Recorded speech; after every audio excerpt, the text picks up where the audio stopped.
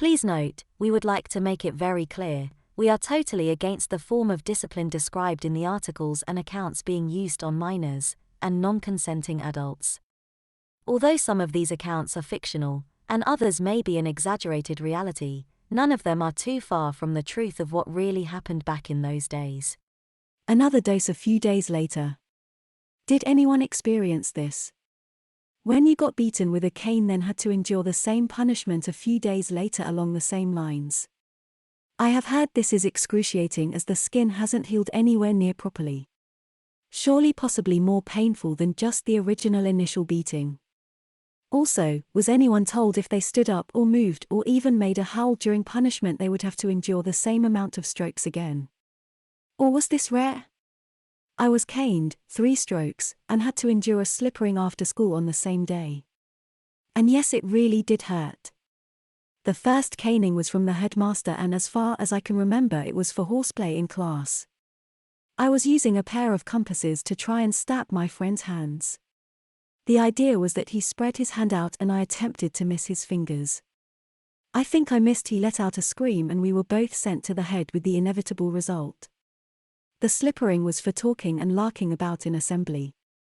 A prefect sent us to report to the PE teacher who was on duty, and we subsequently had to go to his office after school. No excuses were accepted, just the instruction to change into PE shorts with nothing underneath.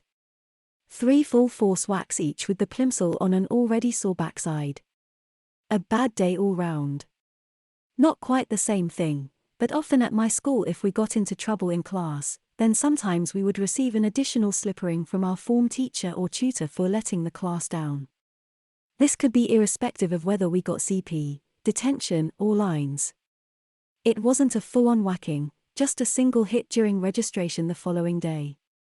I don't think I ever heard of any boy being caned twice on the same day. Although some boys feared another punishment from their parents at home that evening. I went to grammar school 1958 to 1965.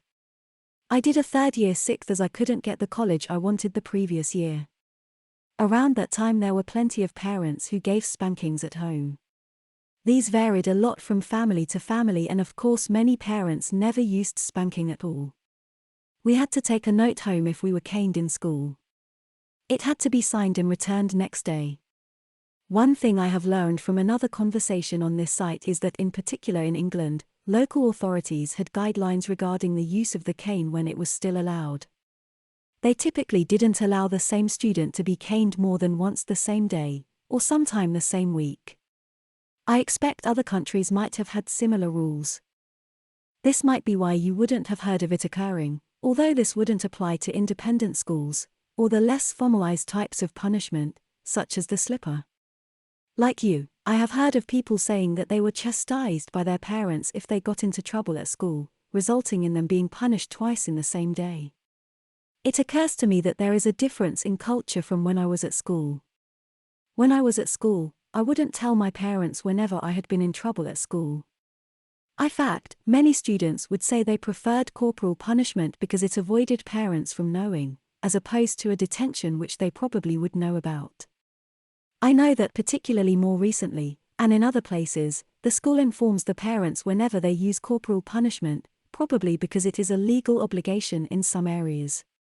I'm sure there were many rules restrictions preventing more than one caning in the same day or perhaps even the same week. I was at senior school in the late 1950s into the mid-1960s. I was caned and slippered there.